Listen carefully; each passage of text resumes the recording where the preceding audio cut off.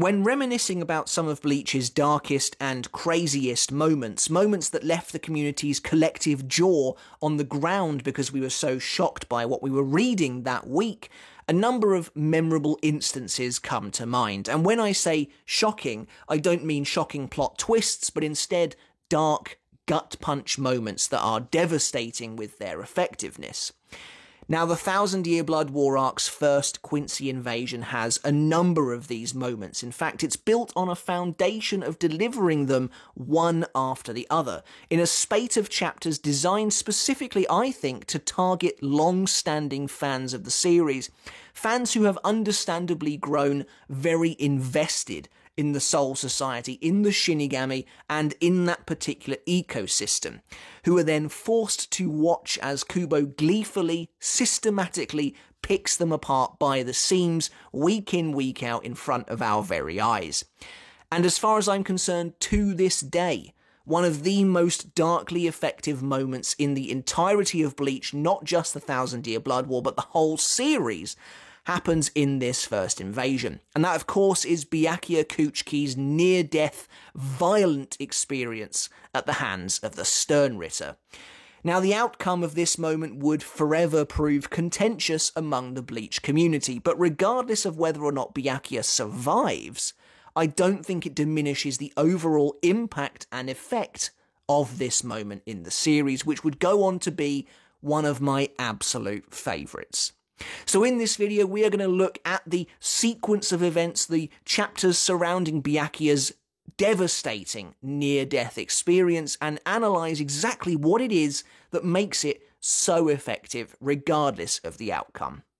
Before we begin with the video, guys, if you haven't hit subscribe yet, make sure to do that now for more Bleach videos like this every single week. Also, if you liked the video, don't forget to give it a thumbs up as well, as it really does help support me and the channel, as it means the video will hopefully get more exposure on the old YouTube algorithm, so more Bleach fans like yourselves get a chance to see it.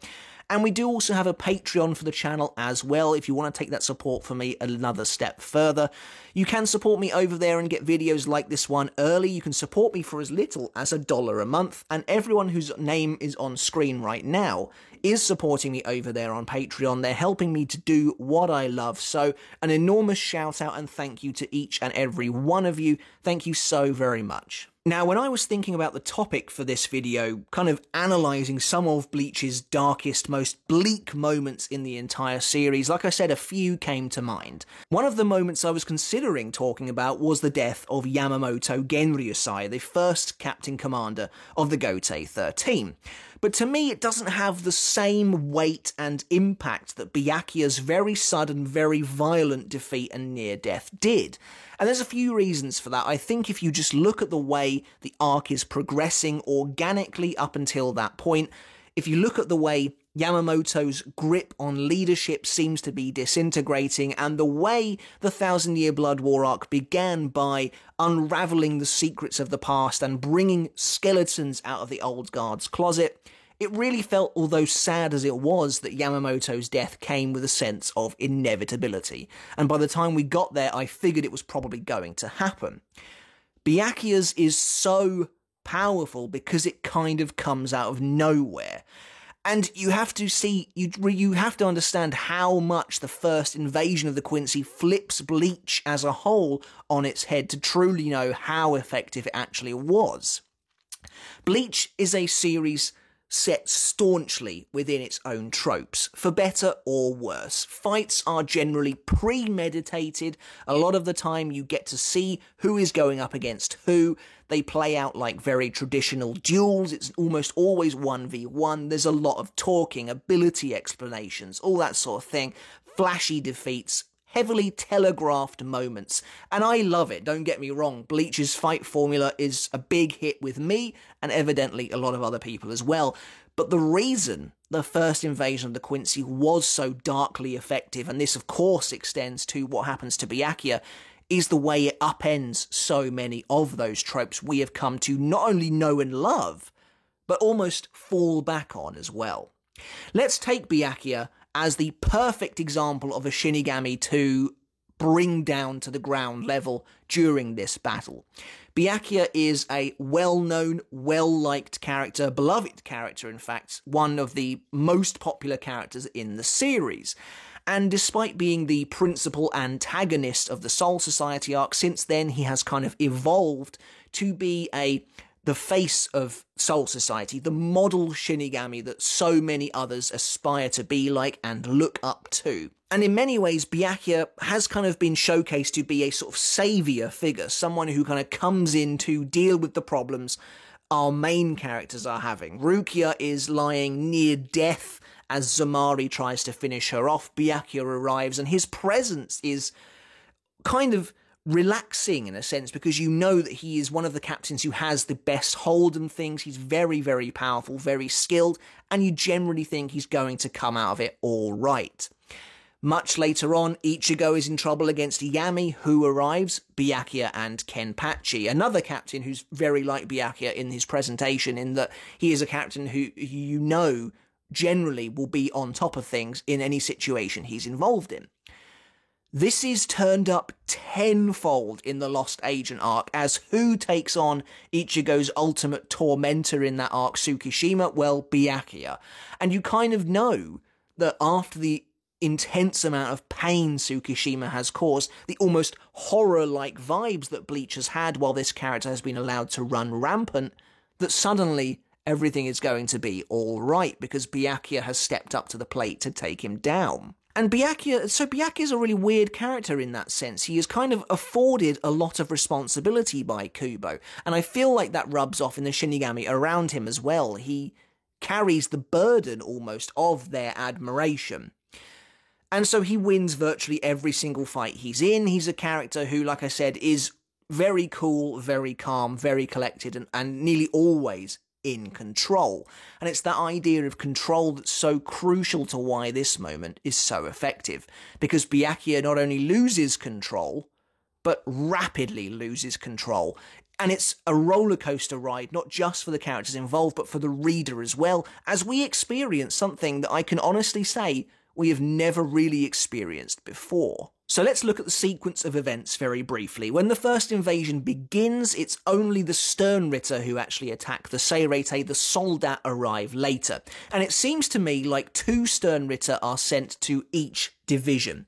And the 2 Sternritter who arrive in Squad 6 are Sternritter F. Asnot and Sternritter S. Mask de Masculine, who initially I thought were a bit of an homage to Ulquiorra and Yami. That's kind of what I thought Kubo was going for, but unlike those two, the Sternritter here never speak again after this moment, so maybe it's just a fleeting callback, or maybe it's nothing at all.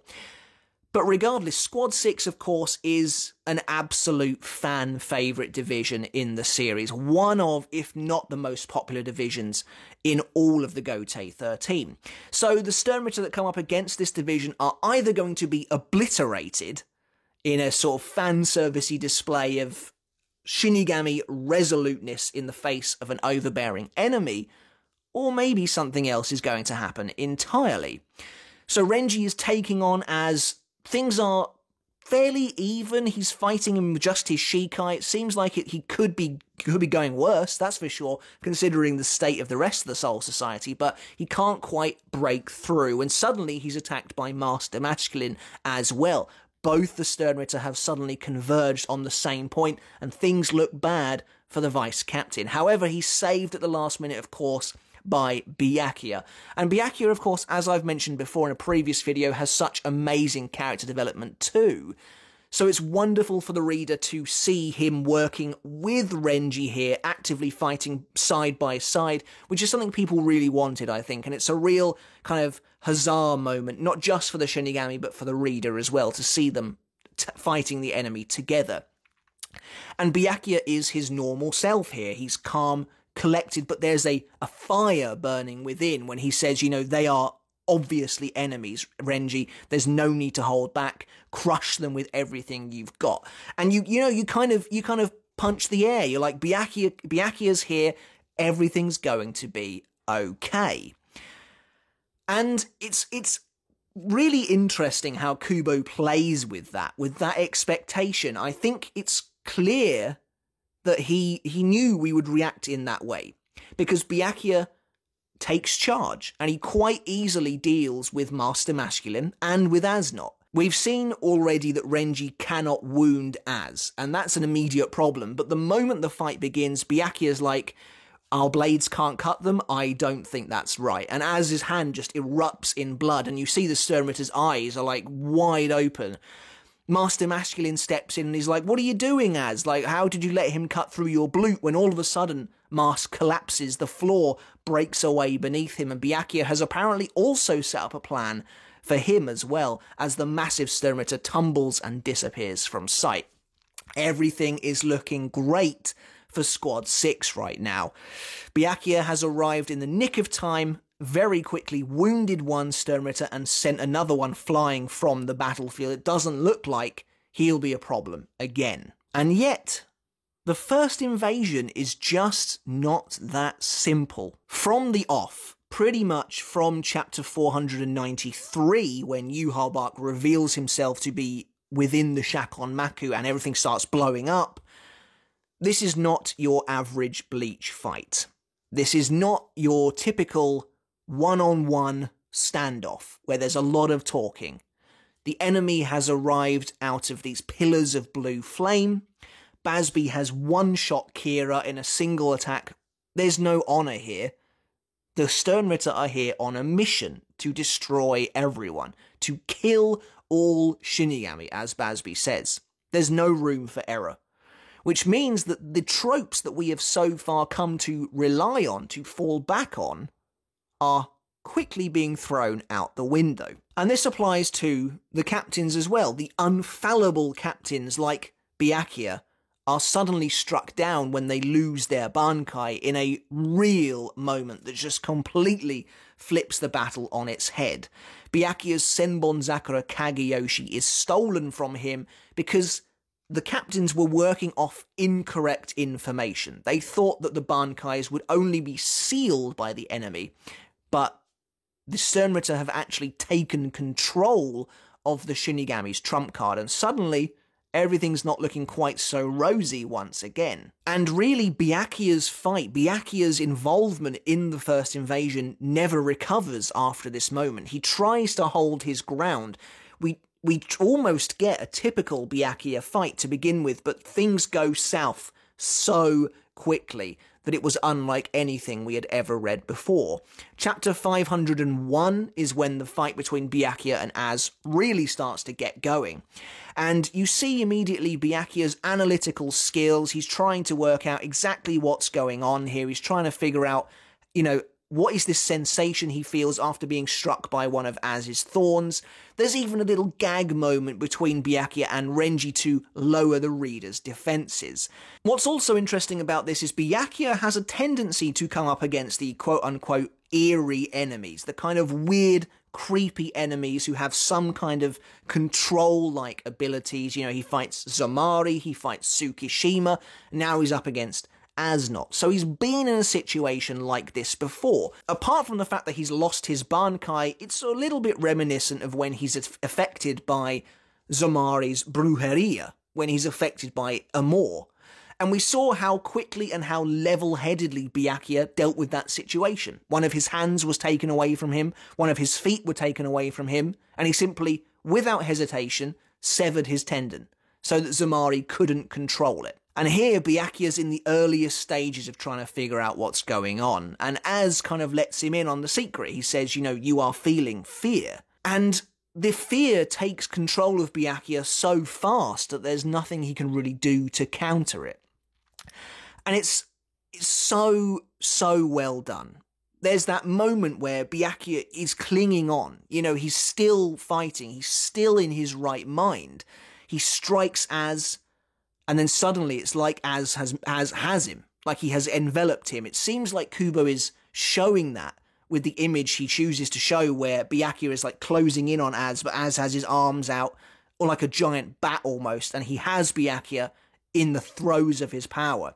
And Byakuya is still rationalizing it in his head. He's like, everyone experiences fear. Of course I've experienced fear. But as a captain, as a combatant, as somebody who has fought numerous battles, I learned long ago to push that fear down. And so there's no way fear could... And he stops.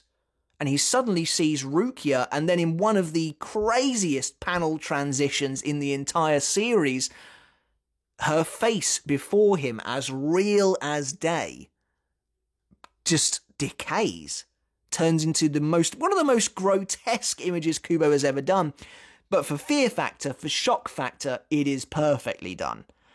And the reaction that the reader has is exactly the same as the reaction Byakuya has, because we're not expecting it. Byakuya suddenly sees that which he cares most about, and she's suddenly dead. And his eye just widens, like he can't believe what he can see right in front of him, as real as he can touch. And the reader turns the page to see that as well, and we're like, whoa, and then suddenly Byakuya has blood coming out of his back as has moved in for the kill in that moment of weakness. And so the tropes that I mentioned earlier are still going out the window, because the villains, they're not messing around, they're not waiting around. There's a lot of waiting around in previous Bleach fights, but here the page is turned as his hand is basically through Byakuya's gut. And Az simply says to him, your legs stop moving. You haven't moved you haven't moved, and you are clearly under the kind of effect of my fear. And it only gets worse. It snowballs and snowballs. Byakuya sees like an image of himself just covered in flies going in his mouth, and he screams in a way that we've just never really seen this character do before. It's an evolution of Byakuya kind of losing his composure that we see very briefly in the battle against Ichigo, but just taken to a whole nother level. And he swings at Az, like just going crazy, but of course Az pulls out his trump card, which is Byakuya's Bankai, and shreds him with it. And it's a devastating moment to watch Byakuya collapse to the ground. And I remember thinking as 502 came out, and Byakuya looked injured, but not all the worse for wear, I remember thinking, okay, he's still going to get out of this somehow. And that is the long-term reader in me rationalizing that the good guys always have a way out. But there is no way out here. And that's what's so crazy and so effective about this scene. There is no way out for Byakuya. Even though it feels like Kubo's trying to give him one. Renji leaps into battle, claiming that Az has no right to use Senbon Zakura as he brings his blade down onto the Sternritter, but the fight is just getting started. Az blocks Renji's attack, uses Senbon Zakura against him, but the injured Byakuya is back on his feet. And once again, and Az is used in such a cool way here, such a way that really made him resonate with not only myself, but I think Bleach fans across the board. There's a reason he's one of the most popular Sternritter, and it's pretty much because of this fight. The moment Byakuya is back on his feet, Az just pummels him with his Bankai. He gets shredded by it. You see an almost lifeless Byakuya get his head tossed backwards by the sheer force of Senbon Zakura Kageyoshi. Renji, unable to think of what to do but to plead with Az to stop, shouts at him, stop this, stop it. Az smashing Byakuya into a wall, just completely remorseless, completely unforgiving, never letting up. Byakuya's arm being ripped in half by his own Bankai. Renji screams now at the top of his lungs, stop this, and he tries to activate Bankai to attack Az not from behind. Renji clearly realizing right now that Byakuya is probably dying before his eyes. Of course, just as Renji goes to activate his Bankai, who should return but Mask Demasculine? As he grabs Renji's Zabimaru, rips it in half, and then drop kicks him halfway across the Seirete. I just love this moment, and I love villains, so watching them get a win as devastating as this against fan-favourite characters is so bold on Kubo's part that I'll never not love it. But I just think the escalation of this scene is just crazy to watch. It's so insane to watch Renji pleading, screaming at the top of his lungs, activating Bankai even though he knows it might get stolen, only to still be blindsided and sent flying by an enemy they thought they had dealt with. And it's clear that the tropes of Bleach that have so far propped up the good guys will simply not be enough anymore. And that's why it's so effective. It's so effective. This moment where Byakuya is just reduced to a walking corpse. You see his body embedded in a wall, about 5 layers of rock on either side of him, more blood on the outside than in.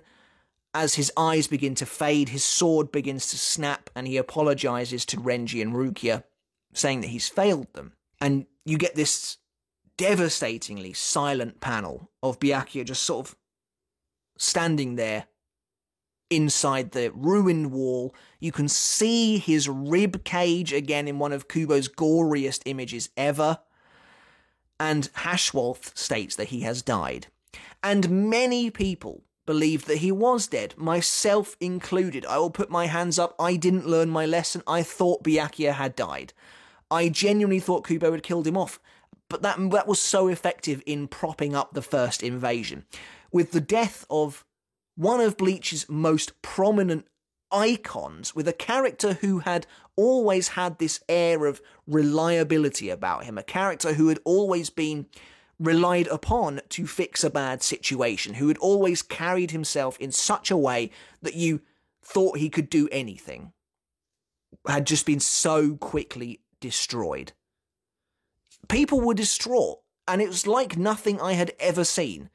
The community was in a place I had just never seen. The people were divided. People thought, is he dead? No, he's not. Yes, he is. Some people were like, this is Bleach, good guys never die.